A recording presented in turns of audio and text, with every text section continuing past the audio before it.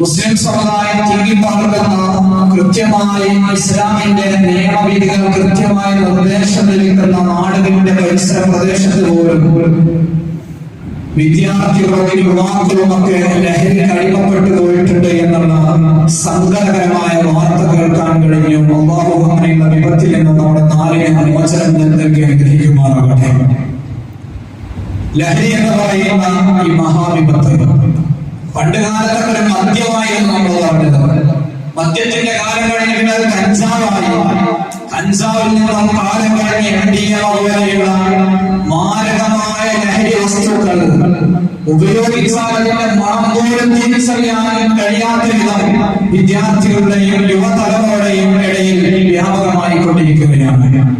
ലഹരി എന്ന് പറഞ്ഞാൽ ആദ്യ തുള്ളി നുകരുമ്പോൾ, ആദ്യ അംശം നമ്മൾ വായിലേക്ക് വെക്കുമ്പോൾ, ശരീരത്തിലേക്ക് അടിച്ചു വെക്കുമ്പോൾ അന്ന് നമ്മൾ ചിരിക്കുകയും ആനന്ദിക്കുകയും ചെയ്യുകയും അവസാനത്തെ തുള്ളിയെത്തുമ്പോഴേക്കും അത് കണ്ണീര് അവസാനിക്കുന്ന മാരകമായ വിഷമാണ് എന്ന് ഈ സമുദായം മനസ്സിലാക്കേണ്ടതുണ്ട്.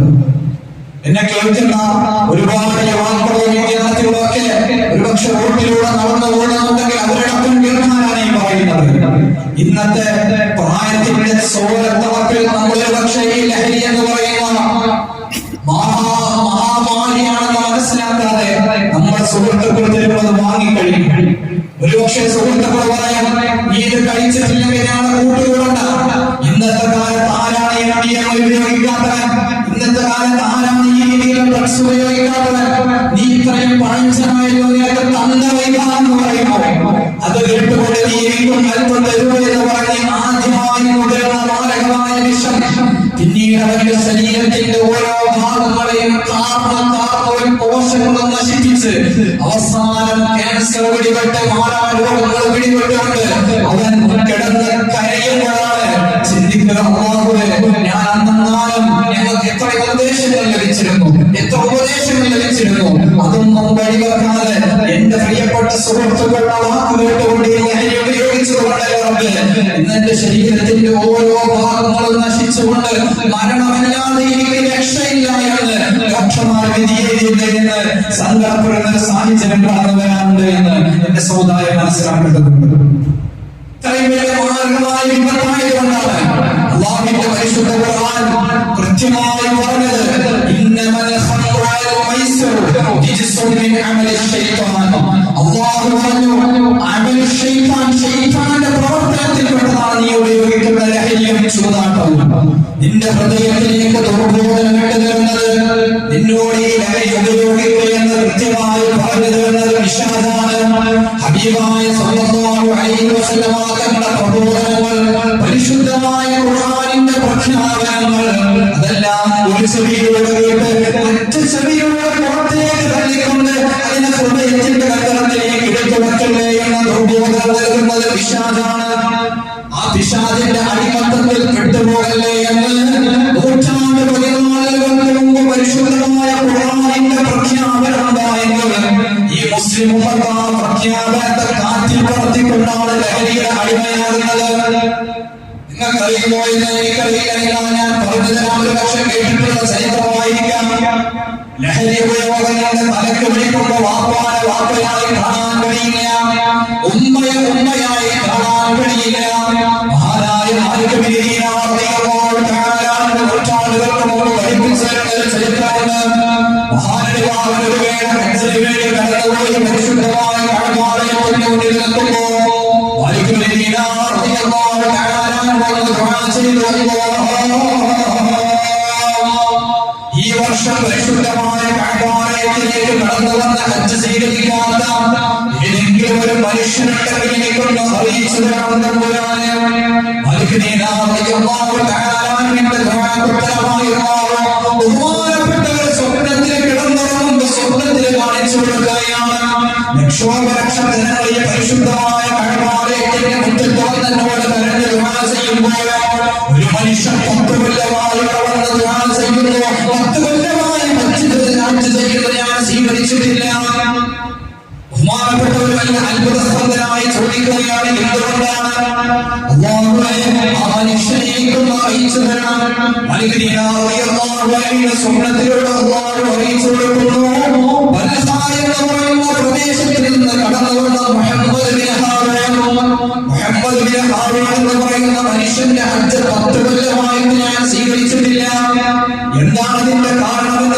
കൊടുക്കുമ്പോ ആരുടെ ഭാഗം പറയുന്നു അല്ലാഹുവിനെ മനുഷ്യനെ കണ്ടെത്താനുള്ള ഒരു വഴി നീക്കി തരണം.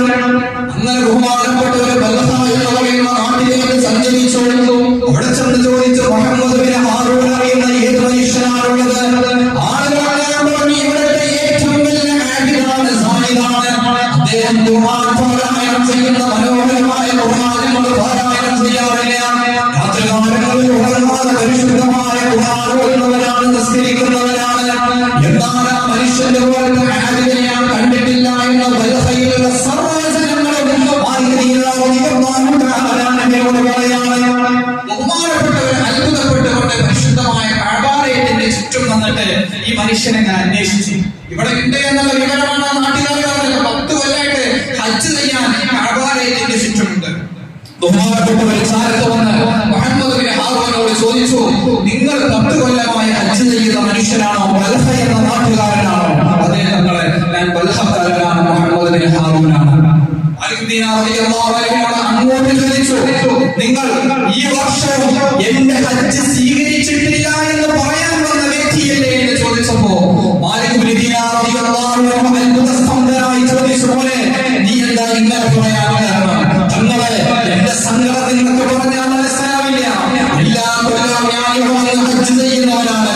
ഓരോ കൊല്ലവും മഹാന്മാർ കടന്നു എന്നോട് പറയുന്ന മുഹമ്മദ് ബിൻ ഹാറൂൻ ഹജ്ജ് അല്ലാഹു സ്വീകരിച്ചിട്ടില്ല. ഇപ്രാവശ്യം നിങ്ങൾ ചെയ്ത ഇബാദത്തുകളൊക്കെ നഷ്ടമാണ്. തിരിച്ചു നാട്ടിലേക്ക് പോകുമ്പോ ഇപ്രാവശ്യം തങ്ങളെ നിങ്ങളത് പറയാൻ അല്ലാഹുവിനെ ആവശ്യിക്കുന്നത്. അപ്പൊ ചോദിച്ചു, എന്താ പോലെ ഇതിന്റെ കാരണം? എന്താണ് നീ ഇങ്ങനെ പറയാനുള്ള കാരണം ചോദിച്ചപ്പോ അവര് പറഞ്ഞു, ഞാൻ ചെറുപ്പകാലത്തിൽ ലഹരിക്ക് അടിമപ്പെട്ടു പോയി. തങ്ങള്, എന്റെ കൂട്ടുകാരൻ എന്റെ കയ്യിലേക്ക് ലഹരി പദാർത്ഥങ്ങൾ വെച്ചതെന്ന് പറഞ്ഞു. ഞങ്ങൾ കൂട്ടുകാരെല്ലാവരും ഉപയോഗപ്പെടുത്തുന്നവരാണ്. നീ ഉപയോഗപ്പെടുത്താൻ ഞങ്ങളുടെ കൂടെ ഒന്നും നടക്കാൻ പറ്റില്ല. ആത്മമുള്ള പൗരുഷമുള്ളവൻ ഈ ലഹരിയൊക്കെ ഉപയോഗിക്കണമെന്ന് എന്ന് പറഞ്ഞപ്പോ തങ്ങളെ, ഞാൻ ഈ ലഹരി ഉപയോഗിക്കാൻ തുടങ്ങി. അങ്ങനെ ലഹരി എന്റെ തലക്ക് പിടിച്ചു. ഒരു ദിവസം പാതിരാത്രി എന്റെ വീട്ടിലേക്ക് ഞാൻ കടന്നു വന്നപ്പോ എന്റെ പ്രിയപ്പെട്ട മാതാവിനോട് പറഞ്ഞു, പോലെ നീ ലഹരിയുടെ അടിമത്തത്തിൽ നിന്നൊന്ന് മാറണം, നിന്റെ കൂട്ടുകെട്ടിൽ നീ മാറണം. ഇന്നത്തെ തലമുറയിലെ പ്രിയപ്പെട്ട യുവാക്കളോട്, വിദ്യാർത്ഥികളോട് മാതാപിതാക്കൾ പറയുന്നത് പോലെ നീ കൂട്ടുകെട്ടൊന്ന് നന്നാക്കണം, ഈ ലഹരി ഉപയോഗിച്ചുകൊണ്ട് അടിമപ്പെട്ടു പോകല്ലേ എന്ന് പറഞ്ഞപ്പോ എന്റെ തലക്കടിച്ചു കയറിയ മാരകമായ ലഹരി അതിന്റെ ഉമ്മയാണ് എന്റെ മുന്നിൽ കിടക്കുന്നത് എന്ന് ചിന്തിക്കാൻ പോലുള്ള ശേഷി എനിക്ക് തന്നില്ല. ഞാൻ എന്റെ ഉമ്മായ പച്ചക്കന്ന് കത്തിച്ചു കളഞ്ഞു. എന്റെ മുന്നിലിരിക്കുന്നതിന്റെ ഉമ്മയാണെന്ന് ചിന്തിക്കാനുള്ള ശേഷി പോലും എനിക്കുണ്ടായില്ല. തങ്ങളെ, അവസാനം എന്റെ ഉമ്മ കത്തിക്കരിഞ്ഞുകൊണ്ട് സാരമായപ്പോഴാണ് എന്റെ തലയിൽ നിന്ന് ലഹരിയുടെ കെട്ടിറങ്ങിപ്പോകുന്നത്. ഞാൻ ചിന്തിച്ചു പോയ റബ്ബേ, ഞാൻ കത്തിച്ചത് എന്റെ പെറ്റുമ്മയാണ്, കൊച്ചുമ്മയാണ്. 10 മാസം എന്നെ ഗർഭം ചുമന്ന എന്റെ പ്രിയപ്പെട്ട മാതാവിനെ കത്തിച്ച മഹാഭാവിയാണ് ഞാൻ. അന്നെന്റെ കരങ്ങൾ, എന്റെ ഉമ്മായി കത്തിച്ച കരങ്ങൾ ഞാൻ വെട്ടിമാറ്റിയിട്ട് കഅബാലയത്തിലേക്ക് വന്നതാണ്. അന്ന് ഞാൻ കഅബാലയത്തിൽ വന്നിട്ട് ദുആ ചെയ്യാൻ തുടങ്ങിയാണ്. 10 കൊല്ലമായിട്ട് ദുആ സ്വീകരിച്ചിട്ടില്ല. ഇന്ന് നിങ്ങൾ പറഞ്ഞ ഈ വർഷത്തെ ഹജ്ജും എന്റെ നഷ്ടപ്പെട്ടു പോയി എന്ന് ആ മനുഷ്യൻ മാലിക് ബിൻ ദീനാർ റളിയല്ലാഹു അൻഹു പറയാം.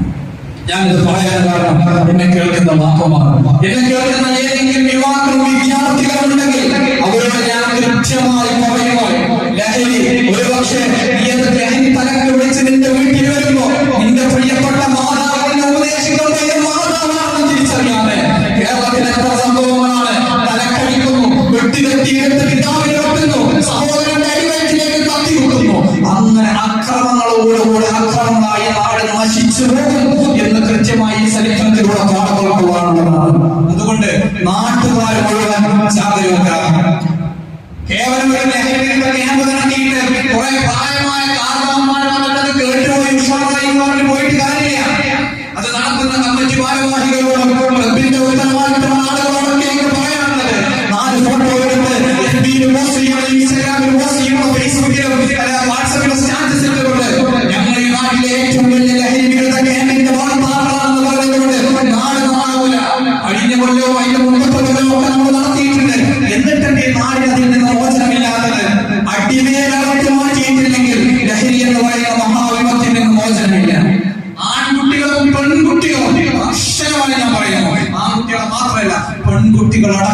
ഈ ലഹരിക്ക് അടിമപ്പെട്ടിട്ടുണ്ട്. കല്ലിങ്കാലും അതിന് അടിമകളായ പല മക്കളുണ്ട് എന്ന വിവരമാണ് പല ആളുകളും കേൾക്കാൻ കാണിക്കുന്നത്. രക്ഷിതാക്കൾ ചിന്തിക്കും, എന്റെ മക്കളെന്നാൽ തെറ്റൊന്നും ചെയ്യുന്നത്. ഏറ്റവും വലിയ മക്കളെ നശിപ്പിക്കുന്നത് ഏറ്റവും പ്രധാനപ്പെട്ട ഘടകം, അത് ഞാൻ ആക്ഷേപിക്കാനില്ല, സങ്കടങ്ങൾ പറയാം, അത് വാപ്പയും ഉമ്മയുമാണ് എന്ന് മനസ്സിലാക്കുക. അപ്പൊ നമ്മളൊക്കെ മദ്രസയിലൊക്കെ പഠിപ്പിക്കുമ്പോ കുട്ടികളെ കുട്ടികളിൽ നിന്ന് നേരെ പഠിക്കണമെന്നാൽ ഒരു ചെറിയ മുറി കൊടുത്താൽ, ചെറിയ അടി കൊടുത്താൽ അപ്പൊ രക്ഷിതാക്കൾ പഠിക്കും, എന്തിനാണ് ചെയ്തു പറയുന്നത്? പഠിപ്പിക്കുന്ന അധ്യാപകർ രണ്ട് കാര്യങ്ങളാണ് മനസ്സിലാക്കുന്നത്. ഒന്ന്, മാതാവ് പിതാവ് ഈ രീതിയിലാണ് ഉസ്താദുമാരോട് ഇടപെടുന്നതെങ്കിൽ ഇതേ ശൈലി തന്നെയാണ് മക്കളും പഠിക്കുന്നത്. മക്കൾ കുറച്ചേ ചോദിക്കും, എന്തിനാണ് താങ്കളുടെ ചീത്താറുള്ളത്, എന്തിനാണ് താങ്കളുടെ ചീത്താറുള്ളത് തിരിച്ചു ചോദിക്കും. കാരണം ബഹുമാനിക്കേണ്ട ഉസ്താദുമാരോട് വാപ്പയും ഉമ്മയും ഈ രീതിയിലാണ് പെരുമാറിയത്.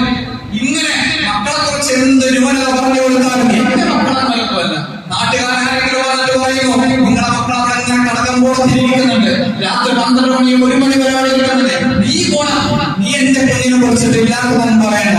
ഇങ്ങനെ പറയുമ്പോ മക്കൾക്ക് ഇങ്ങനെ വളം വെച്ചു കൊടുക്കും. മക്കളെ എത്ര ചിന്തിക്കും, ഞാൻ എന്ത് ചെയ്താലും, ഞാൻ MDMന്റെ കച്ചവടക്കാരനാണെങ്കിലും അത് ഉപയോഗിക്കുന്നവരാണെങ്കിലും എന്റെ വാർത്തയും മക്കളും എന്നൊരു വിശ്വാസമുണ്ട്. അതുകൊണ്ട് അവരുടെ മുന്നിൽ ഞാൻ നാണങ്ങളോരാണ് എന്നൊരു വിശ്വാസം, ആ അഭിമാനങ്ങളെ വളർത്തിയെടുക്കും. അവരുടെ ലഹരിയുടെ അടിമകളായി മാറും. രക്ഷിതാക്കൾ ചിന്തിക്കേണ്ടത്, രാത്രി 8ാം ക്ലാസ്സുകാരനും 9ാം ക്ലാസ്സുകാരനൊക്കെ രാത്രി 11 മണിക്കും 12 മണിക്കൊക്കെ വീട്ടിൽ കയറണം. എന്താ നേരം പണിയുന്നത്? വാപ്പയും ചിന്തിക്കുന്നുണ്ടോ? കൃത്യമായി കർശനം പറയുക, രാത്രി കാലങ്ങളിൽ പഠനം രോഗങ്ങളിരിക്കാൻ എന്റെ മകനെ ഞാൻ അനുവദിക്കില്ല എന്നൊരു വാപ്പയും തീരുമാനിച്ച് നടത്താതിരിക്കുക. അനാവശ്യമായി കുട്ടികൾക്ക് പണം കൊടുക്കുന്ന രീതിയും എന്റെ രക്ഷിതാക്കളൊക്കെ മാറ്റണം. തീരെ കൊടുക്കാതിരിക്കരുത് എന്നല്ല, ആവശ്യങ്ങൾക്ക് കൊടുക്കണം. കൂടുതൽ സൗകര്യങ്ങൾ കിട്ടുമ്പോൾ കുറച്ചൊക്കെ കുട്ടികൾ എന്ത് ചെയ്യണം, ജീവിതത്തിന്റെ പ്രയാസങ്ങളും നൊമ്പരങ്ങളൊക്കെ മനസ്സിലാക്കി കൊടുക്കണം. നമ്മളും ചില വാക്കുമാർ പറയുന്നുണ്ട്, ഞാൻ ഒരുപാട് കുട്ടികളെ അനുഭവിച്ചു വസ്താവ്, ഒരുപാട് ഇടങ്ങളായതാണ്, അതുകൊണ്ട് എന്റെ മക്കളത് അനുഭവിക്കാൻ പാടില്ല. കുറച്ചൊക്കെ വാപ്പാടെ പ്രയാസങ്ങളും ബുദ്ധിമുട്ടുകളൊക്കെ മക്കളെ അറിയിച്ചു കൊടുക്കണം. എന്ത് ചോദിക്കുമ്പോൾ കൈ നിറച്ച പണം കൊടുക്കുന്നു, എന്ത് ചോദിക്കുമ്പോൾ കാണിച്ചു കൊടുക്കുന്നു. കാര്യങ്ങൾ അന്വേഷിക്കണം. സ്കൂളിലേക്കാണെന്ന് പറഞ്ഞാൽ എന്തിന് എന്ന് ഒന്ന് അധ്യാപകരോട് വിളിച്ച് ചോദിക്കാനുള്ള മനസ്ഥിതി എങ്കിലും എന്റെ രക്ഷിതാക്കളുണ്ടെങ്കിൽ മക്കൾ അതുകൊണ്ട് ലഹരി ഉപയോഗിച്ചുകൊണ്ട് ജീവിതം നശിപ്പിച്ചു പോയാൽ അതിന്റെ മാത്രമേ സങ്കടപ്പെട്ടിട്ട് കാര്യമില്ല. ഞാൻ പറയുന്ന നാട്ടിലുള്ള അതിന്റെ കച്ചവടക്കാരാരാണ് എന്ന് കണ്ടെത്തണം. ആദ്യം കണ്ടെത്താം. ലഹരികളുടെ ക്യാമ്പ് നടക്കുന്നതിന് മുമ്പ് രഹസ്യമായ അന്വേഷണം, എവിടെ നിന്നാണ് കുട്ടികൾക്ക് ഇത് കിട്ടുന്നത്? ആ കിട്ടുന്ന കച്ചവട സംഘമാണെങ്കിൽ ആദ്യം അവരുടെ കച്ചവടം കൂടിയാണ്. എന്നോട് പല അധ്യാപകരും പറയാറുണ്ട്, വെള്ളിയാഴ്ചയൊക്കെ പ്രസംഗിച്ചു കൊടുക്കണം. ഈ സമുദായം, നിങ്ങളുടെ സമുദായം ഹൈന്ദവ അധ്യാപകർ പോലും പറയുന്നുണ്ട്, കൃത്യമായി ലഹരിക്കെതിരെ പ്രബോധനം ഞങ്ങളുടെ മതത്തിനേക്കാൾ കൂടുതൽ നിങ്ങളുടെ മതമാണ് അതിനൊക്കെതിരെ കർശനമായി പറയുന്നത്. എന്നിട്ട് കൂടുതൽ പെട്ടുപോകുന്നത് മുസ്ലിം മതത്തിലെ കുട്ടികളാണ്.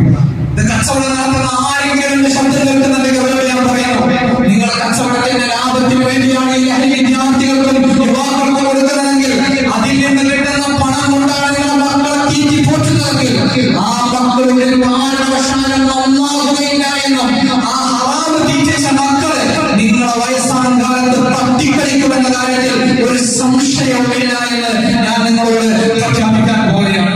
ഒരു കാരണവശാലും ലഹരി കച്ചവടം ചെയ്യാൻ പാടില്ല. അത് എവിടെ നിന്നാണ് കച്ചവടം നടത്തുന്നത് രഹസ്യമായി കണ്ടെത്തുക. ആ കച്ചവടം കൂട്ടിക്കണം. അത് കൊടുക്കുന്ന ആളുകളാണ് ആദ്യം അവരെ കണ്ടെത്തിയിട്ട് എന്ത് ചെയ്യണം, ഇല്ലാതെ ചെയ്യണം. അന്ന് കുട്ടികളെ നേരെ തെരഞ്ഞു പോകുമ്പോ കച്ചവടക്കാരെ വേറെ വോട്ട് പിടിക്കും, വേറെ സ്ഥലത്താവുന്നതിന് കച്ചവടം. അതുകൊണ്ട് അങ്ങനെയുള്ള ആളുകളെ രഹസ്യമായി പരസ്യമായി ആക്ഷേപിക്കാതെ ആ കുട്ടികളൊക്കെ ആ അഡിക്ഷനിൽ നിന്ന് മാറ്റിയെടുക്കാനുള്ള പ്രവർത്തനം നടത്തണം. അതിന് നാടും ജമാഅത്തും പിന്നെ ക്ലബ്ബുകളും ഭാരവാഹികളും ഒക്കെ കേവലം ഫോട്ടോകളുടെ പരിപാടിയില്ലാതെ നാനാഭാഗത്തും രാത്രികാലങ്ങളൊക്കെ ഇരിക്കുന്ന കുട്ടികളുടെ കർശനമായിട്ട് വീട്ടിലേക്ക് പറഞ്ഞേക്കാനും അതിനുള്ള പ്രവർത്തനങ്ങൾ ഇന്നു മുതൽ ആരംഭിക്കണമെന്നും, അല്ലെങ്കിൽ നാളെ 10-15 കൊല്ലം കഴിഞ്ഞാൽ ഇതുപോലെ പള്ളിയിൽ വന്നിരിക്കാനോ നടത്താനോ ജമാഅത്തിന്റെ കമ്മിറ്റി ഭരിക്കാനോ ഒന്നും നമ്മുടെ നാട്ടിൽ നല്ലൊരു തലമുറ ഉണ്ടാവില്ല, നശിച്ചു പോകും.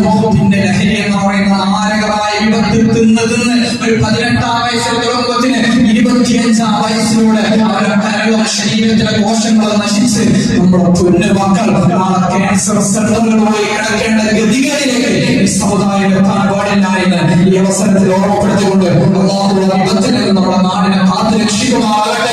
അങ്ങനെ കച്ചവടം നടത്തുന്ന ആളുകൾ ആരെങ്കിലും അവർക്ക് നല്ല മനസ്സ് തോന്നിയിട്ട് അതിൽ നിന്ന് തിരിച്ചു കടന്നു വരാൻ തൗഫീഖ് നൽകുമാറാകട്ടെ എന്ന് ദുആ ചെയ്തുകൊണ്ട് എന്റെ വാക്കുകൾ ഞാൻ അവസാനിപ്പിക്കുന്നു. അസ്സലാമു അലൈക്കും വറഹ്മത്തുള്ളാഹി വബറകാതുഹു.